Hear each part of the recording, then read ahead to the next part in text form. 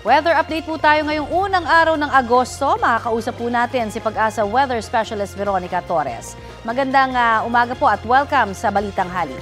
Ngayong araw, inaasahan nga natin na patuloy pa rin yung epekto ng habagat o southwest monsoon sa Luzon at Visayas. Kaya nakikita natin na for today, maulap, nakapapawirin at mga kalat-kalat na pag-ulan, pagkidlat at pagkulog ang inaasahan sa Ilocos Region, Batanes, Babuyan Islands, Abra, Benguet at Zambales. Sa Metro Manila naman at nalalabing bahagi ng bansa, mas magandang panahon kung saan may mga tsansa ng mga localized thunderstorms. And then, by the weekend, inaasahan nga natin mas kokoonte yung areas affected by southwest monsoon, mababawasan din yung mga paulan.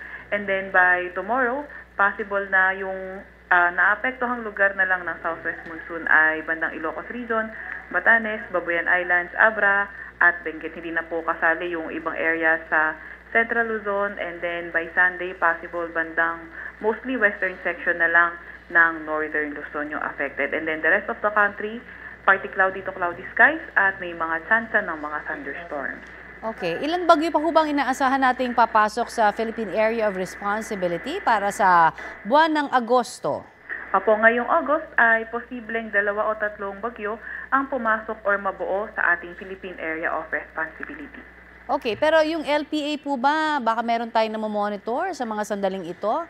Apo, actually, Ma'am Connie, meron nga po tayong namomonitor na low pressure area sa labas ng ating Philippine Area of Responsibility. Etong low pressure area na ito, mataas ang tsansa na maging isang ganap na bagyo in the next 24 hours at since malapit ito sa boundary ng ating PAR, hindi rin natin tinatanggal yung posibilidad na ito ay papasok ng ating Philippine Area of Responsibility. Gayunpaman ay wala naman itong direktang epekto sa kahit na anong parte ng ating bansa. Okay. Pero yung sinasabi ho, syempre na habagat, alam nyo na, kahit na hindi ho bagyo, maulan at malakas din ho ang hangin. Hanggang kailan ho ba natin ito mararanasan? Opo, usually nararanasan natin ang habagat or nagto-terminate ng habagat around October, pero there are also times na nagto-terminate din around September. Kahit ganun pa man, kahit September, October ang termination ng habagat, possible pa rin naman magkaroon ng monsoon break during the rainy season. Okay. Normal lang ho ba yun, ma'am, na parang may mga bugso na malalakas, ano? Parang malaipo-ipo nga sa ibang mga lugar pa, no? Yung mga nararanasan. Is it also part nito pong habagat? Opo, so usually yung mga possible, yung mga malalakas na hangin, mas ramdam yan sa western section ng bansa dahil sa habagat. Pero kapag meron ding napo-form na mga thunderstorms, may mga malalakas na hangin din itong kaakibat. So possible siguro possible na may nabubuong thunderstorm sa area po nila.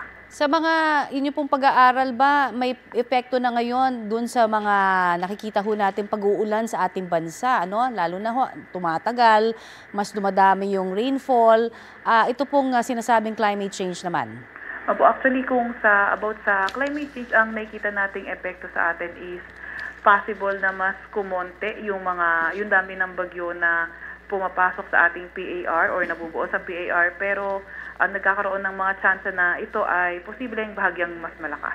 Okay, at syempre marami na rin excited next month naman, hindi ba parang per month? So aasahan pa rin ho ba natin na magiging maulan pa rin ito pong mga susunod na papunta naman ho sa ating last quarter ng taon?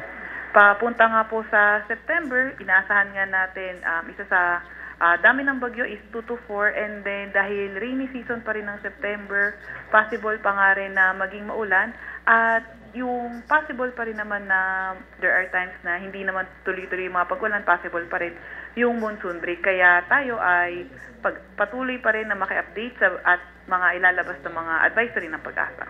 Okay, marami pong salamat, ma'am, sa inyo pong gabay. Muli, sa amin po ngayong weekend naman na darating. Thank you. You're welcome po. Salamat din.